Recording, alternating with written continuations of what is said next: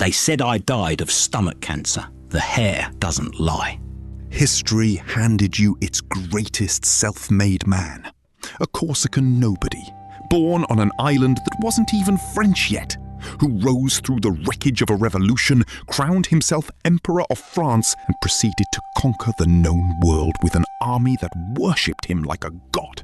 He rewrote the legal systems of Europe.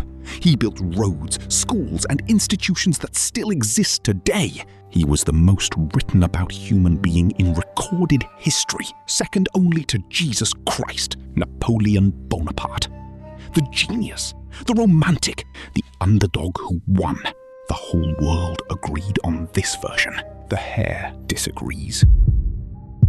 Because the man you know as Napoleon, the military colossus, the romantic who wrote letters that made grown women weep, the lawgiver who modernized civilization, was a carefully maintained facade.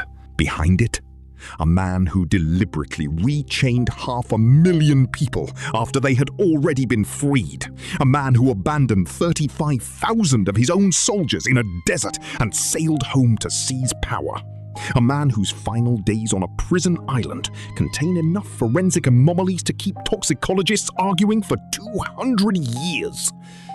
And his death, whether it was cancer, or poison administered by his enemies, or poison administered by his own hand, was the final act of a man who had spent his entire life controlling the narrative.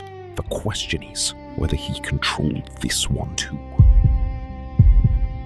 I am Napoleon Bonaparte, Emperor of the French, Commander of the Grand Armée, the man who looked at the map of Europe and decided it was insufficient. They called me a tyrant.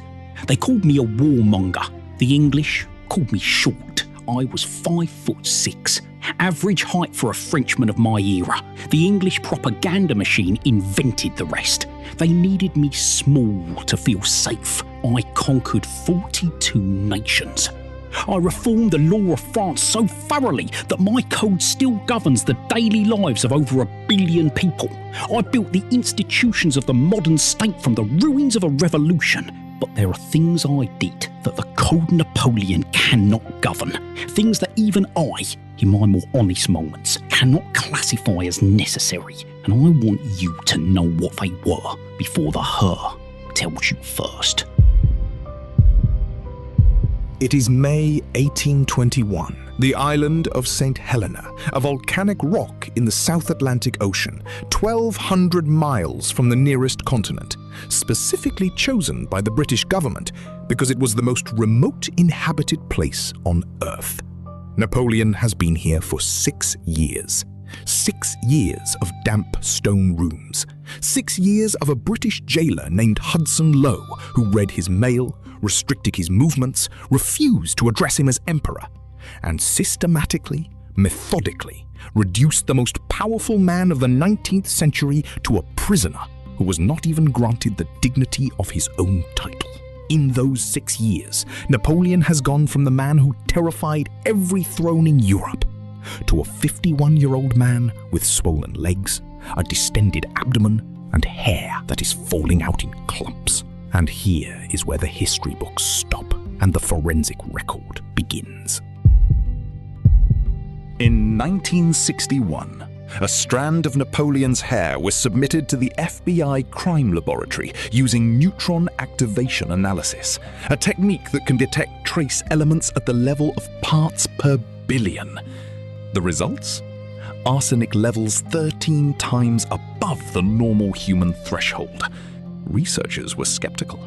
They tested more hair. In 2001, Swedish researchers tested 4 separate hair samples taken from Napoleon at 4 different points in his life. The arsenic levels were elevated throughout his entire life, but during his final illness on St. Helena, they spiked to 38 times normal. In 2002, toxicologist Pascal Kintz examined the hair and identified the specific chemical form of the arsenic, consistent with chronic, deliberate poisoning. The case remains forensically open. 200 years later, no verdict, no explanation that fully satisfies the evidence. In 1794, the French revolutionary government abolished slavery across all French territories. 500,000 people in the French Caribbean colonies were legally free. Napoleon came to power in 1799. By 1802, he had signed Law of 20 May, explicitly reinstating slavery across all French territories. He sent 80,000 soldiers to Haiti specifically to crush the Haitian Revolution and drag its leader, Toussaint Louverture, back in chains. His stated reason? Documented in letters: Josephine's family. His wife's relatives owned sugar plantations in Martinique. They had lobbied him, he had listened. 50,000 French soldiers died in Haiti trying to restore slavery. The Haitians won anyway. Napoleon failed. But the 500,000 people he re-enslaved in the other colonies, he succeeded there. And this is where Josephine enters the story, not as the romantic heroine, but as the shadow behind the decision that history finds hardest to forgive. August 1799, Egypt. Napoleon commands 35,000 French soldiers in one of the most strategically disastrous campaigns in modern warfare. The British Navy has destroyed his fleet. Supply lines are severed. Bubonic plague is moving through his army like a scythe. Napoleon's solution was not to fight. It was not to negotiate. It was not to lead his men home. The night of August 22, 1799, Napoleon Bonaparte secretly boarded a ship with a small group of trusted generals, told no one in the army he was leaving, and sailed back to France. He left 35,000 men stranded in a hostile country with no supplies, no orders, no leadership, and no way home. He arrived in France, staged a coup, made himself first consul. The men he abandoned spent 3 more years dying. The survivors surrendered in 1801. Napoleon, back in Paris, was already being celebrated as a conquering hero. But there was a problem. You have been building a portrait of a calculating monster, and you would be right, partially. But the monster and the mythology were built on the same foundation, and that foundation had a crack in it from the beginning. Napoleon was born in Corsica in 1769, the year France purchased the island from Genoa. He was not French by birth, not French by language, not French by culture. A foreign boy in a French military school, mocked for his accent, for his poverty, for the gap between what he was and what the institution expected. He was brilliant, and he was humiliated for it. He was ambitious, and he was dismissed for it. He didn't just want to win. He needed the world to be smaller than him. Because the alternative, the version where he was still just a Corsican boy with a foreign accent, was a version he could not survive. You want to know the truth, not the Emperor's truth, the other one. I was 9 years old when I entered the military academy at Brienne. I did not speak French well. My classmates called me the foreigner. They laughed at how I pronounced my own name. I decided at 9 years old that I would make them remember it. Not just remember it, fear it. And I did. Every throne in Europe knew my name. Every general on the continent learned to dread the hour when my cavalry appeared on the horizon. But ambition, at that scale, does not stop. It cannot stop. It only knows forward. Egypt was forward. The slave trade was forward. Russia was forward. Russia was the one that finally taught me what forward looks like when the ground beneath it is ice. The Russian campaign of 1812. Napoleon invades with 685,000 soldiers, the largest army assembled in European history to that point. He retreats with approximately 100,000. The other 585,000, dead, captured, or frozen in the snow of a Russian winter that Napoleon's intelligence service had told him would arrive early that year. He had been warned. He had the reports. He chose forward anyway, because the fatal flaw of the greatest military mind of the 19th century was not stupidity. It was the absolute, pathological inability to stop. And this is what Josephine understood about him long before anyone else did. Josephine de Beauharnais, born on a Martinique plantation in 1763. She married Napoleon in 1796. He divorced her in 1809 because she could not produce an heir. She died in 1814, 1 year before his final defeat at Waterloo. She never saw St. Helena, but she knew. In a letter written to a friend in 1808, she described Napoleon with 2 words. She wrote, "He cannot rest." She was describing a quality she found romantic in 1796. She was describing a pathology by 1808, and on the island of St. Helena, in a damp stone room surrounded by arsenic, in whatever form it arrived, the man who could not rest was finally, for the first time, completely still. May 1821. St. Helena. Napoleon has been bedridden for weeks. The official British physicians say stomach cancer. His own doctors say they are not certain. There are theories about what killed Napoleon Bonaparte. Each one is forensically defensible. None can be definitively proven, and one of them changes everything. Theory 1, the British wallpaper. His rooms at Longwood House were covered in Shields green, a Victorian wallpaper dye that, when exposed to damp, releases arsenic gas. St. Helena is extraordinarily damp. This theory requires no deliberate poisoning, only negligence. Theory 2, deliberate poisoning by the French royalists or the British government.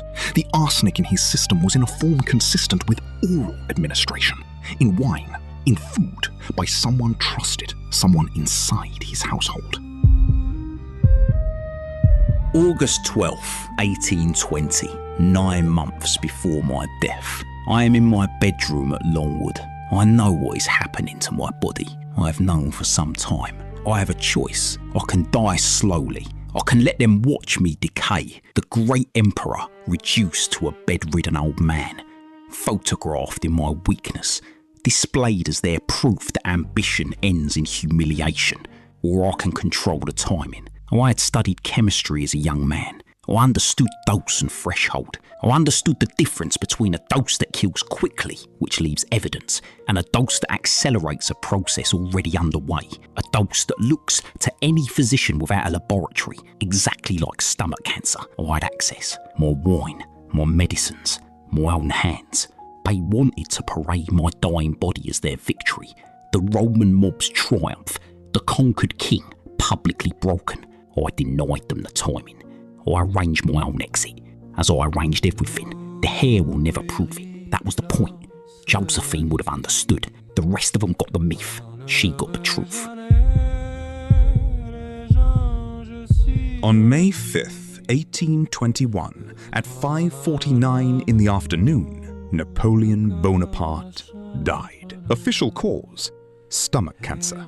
7 physicians examined his body. Their reports contradict each other significantly. The hair samples were tested. The arsenic was confirmed. No verdict was reached. His body was buried on St. Helena, exhumed in 1840, 19 years later, reported to be in a remarkable state of preservation. Arsenic, among its other properties, is a powerful preservative. His final words, according to the official record, France, Army, Josephine. His final audible words, recorded in the private diary of his valet Ali, suppressed for decades, published in 1922, were 3 different words: "Who retreats?" Before we go, there is one question that 200 years of historians, toxicologists, and forensic specialists cannot fully answer. If Napoleon poisoned himself, if those final 3 words were the last conscious utterance of a man who had arranged his own death, then who retreats is not a battlefield delusion. It is a question directed at himself. Because Napoleon Bonaparte, the man psychologically incapable of retreat, who sent 685,000 men into Russian winter rather than stop, who abandoned 35,000 soldiers in Egypt rather than admit a failed campaign, spent his last months slowly, methodically, precisely administering his own death. What if his final words were not a dying man's delirium? What if they were a dying man's answer to himself, to the question he had been avoiding for 51 years?